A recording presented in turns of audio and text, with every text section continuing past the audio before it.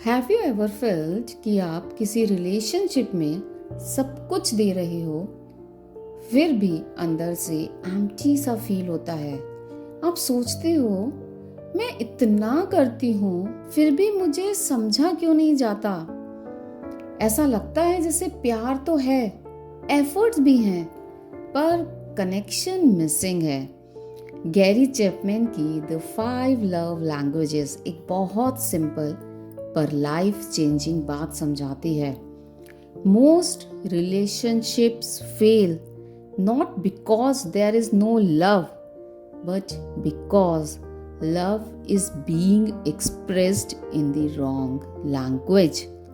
आज हम समझेंगे कि लव कैसे डिफरेंट फॉर्म्स में एक्सप्रेस होता है, क्यों एक पार्टनर को लगता है कि वो इतना केयर कर रहा है और दूसरे को लगता है मुझे इतना ज्यादा निग्लेक्ट किया जा रहा है, और कैसे सिर्फ थोड़ी सी अवेयरनेस रिलेशनशिप को डीपली हील कर सकती है।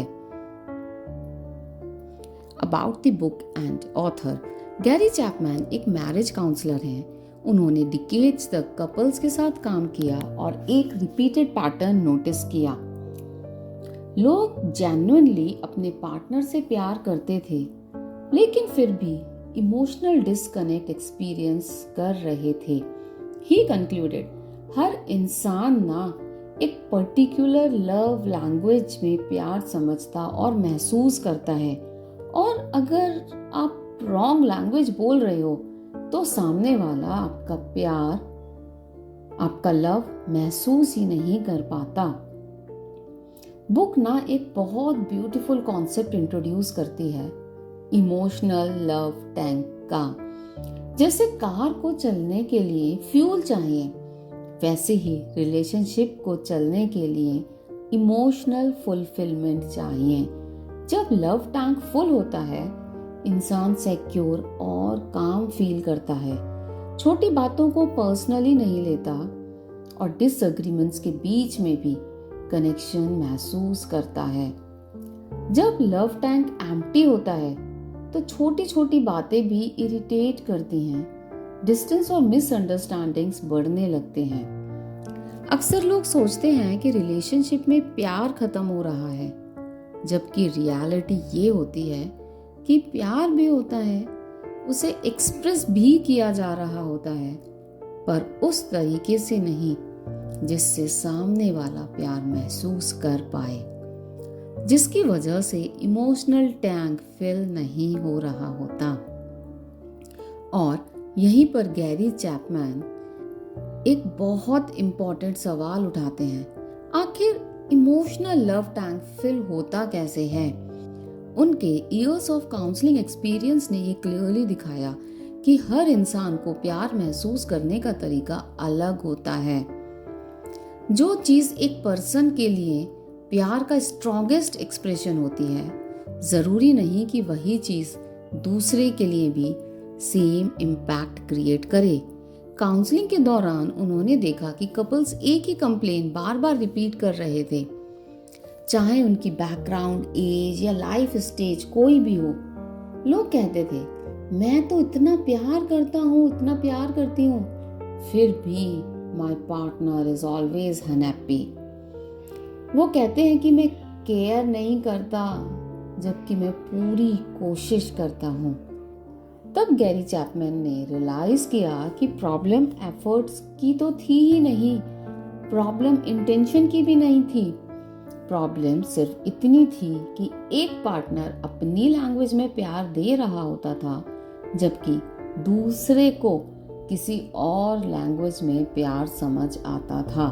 इट इज़ लाइक कि आपके पार्टनर को बस हिंदी या इंग्लिश आती है और आप उनसे फ्रेंच या जर्मन में बात कर रहे हो।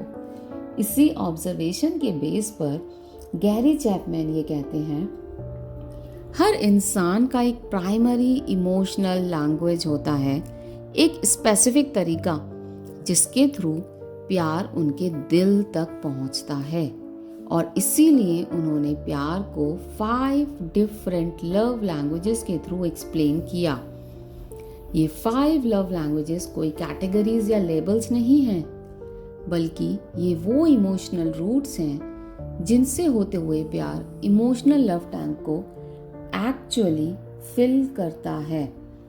जब आप अपने पार्टनर की लव लैंग्वेज में प्यार एक्सप्रेस करते हो तो उनका इमोशनल टैंक नेचुरली भरने लगता है, और जब आप गलत लैंग्वेज बोलते हो तो प्यार होने के बावजूद भी सामने वाले को प्यार फील नहीं होता।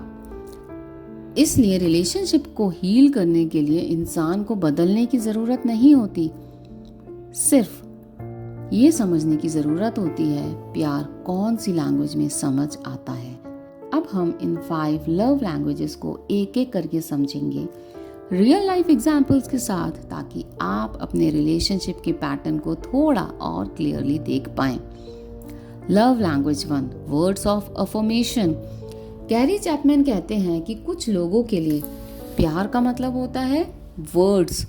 उनके लिए एप्रिसिएशन, एनकरेजमेंट और वर्बल रीएश्योरेंस बहुत इंपॉर्टेंट होता है। ऐसे लोग ये महसूस करना चाहते हैं कि उनके एफर्ट्स देखे जा रहे हैं, उनकी प्रेजेंस मैटर करती है और उनकी वैल्यू वर्ड्स के थ्रू एक्नॉलेज हो रही है। अगर वर्ड्स ऑफ अफर्मेशन किसी रिलेशनशिप में एब्सेंट हो तो ये लोग इमोशनली इनविजिबल फील कर सकते हैं, चाहे पार्टनर उनके लिए कितना ही काम क्यों ना करता हो। इसे एक एग्जाम्पल के थ्रू समझते हैं। एक वाइफ दिन भर काम और घर दोनों मैनेज कर रही है। हस्बैंड घर और बाहर दोनों कामों में प्रैक्टिकल हेल्प भी करता है, लेकिन कभी वर्बली अप्रिशिएट नहीं करता। तो यहाँ वाइफ के लिए साइलेंस प्यार की कमी बन जाता है, जबकि हस्बैंड के लिए प्यार एक्शन में ऑलरेडी प्रेजेंट होता है। वो तो प्यार को शो कर रहे हैं ना हेल्प करके।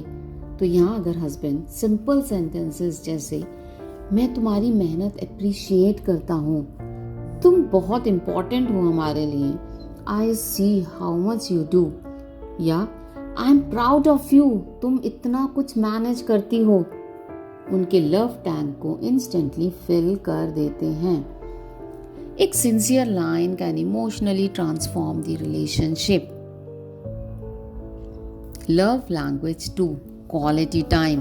क्वालिटी टाइम का मतलब सिर्फ साथ रहना नहीं होता, बल्कि अनडिवाइडेड अटेंशन होती है। इस लैंग्वेज वाले लोग चाहते हैं कि पार्टनर ट्रूली प्रेजेंट हो, फोन के बिना, डिस्ट्रैक्शंस के बिना, जजमेंट के बिना। उनके लिए फोन से ज़्यादा इम्पॉर्टेंट होता है face to face conversation, eye contact और ये फीलिंग कि इस वक्त मैं तुम्हारी प्रायोरिटी हूँ।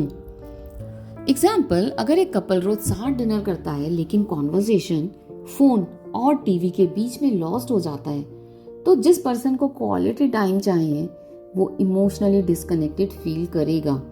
उनके लिए 20 मिनट्स का फोकस प्रेजेंस 2 आवर्स के डिस्ट्रैक्टेड साथ से ज्यादा मीनिंगफुल होता है। Love language 3, receiving gifts. ये लैंग्वेज मटेरियलिज्म के बारे में नहीं है, ये थॉटफुलनेस के बारे में है।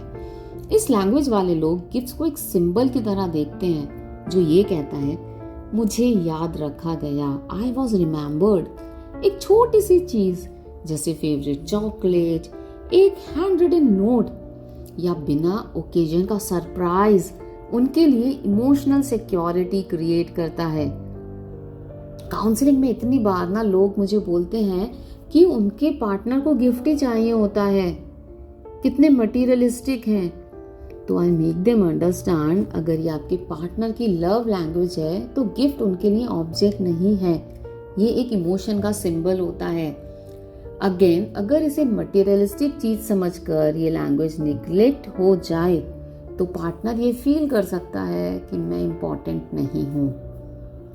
Love language 4, act of service.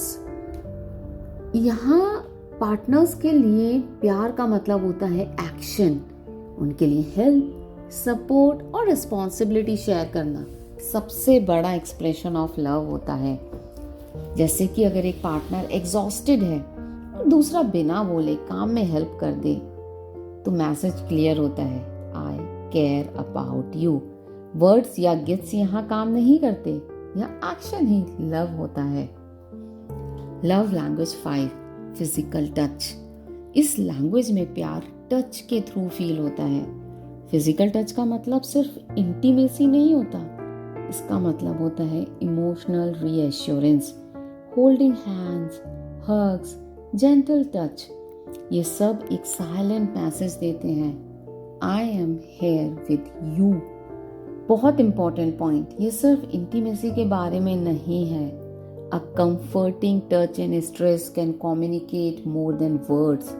अगर ये लैंग्वेज अनमेट रहे तो इंसान बहुत लोनली फील कर सकता है, even while being in a relationship. So Gary Chapman का सबसे बड़ा मैसेज ये है कि रिलेशनशिप में प्यार बढ़ाने के लिए इंसान को खुद को बदलने की ज़रूरत नहीं होती। सिर्फ इतना समझना होता है कि प्यार कौन से लैंग्वेज में पहुंच रहा है। काउंसलिंग में मैं बार बार यही देखती हूँ कि जब पार्टनर्स एक दूसरे की लव लैंग्वेज समझने लग जाते हैं तो ब्लेम कम हो जाता है और एम्पैथी बढ़ने लगती है। लव लैंग्वेज जान लेना रिलेशनशिप को परफेक्ट नहीं बनाता, लेकिन मिसअंडरस्टैंडिंग्स को कंपैशन में बदल देता है। लव का मतलब बदलना नहीं होता, एक्सप्रेशंस को एडजस्ट करना होता है। सो अगर आप चाहते हो कि आपका रिलेशनशिप ज़्यादा कनेक्टेड हो तो पहला स्टेप ये समझना है आप प्यार कैसे देते हो और आपका पार्टनर प्यार कैसे समझता है। अगर ये समरी आपको रेजोनेट हुई, इस समरी से आपने रेजोनेट किया, drop a heart in the comment box और बताएं आपकी लव लैंग्वेज कौन सी है। लव तब ग्रो होता है जब उसे सही लैंग्वेज मिल जाती है। Thank you for listening.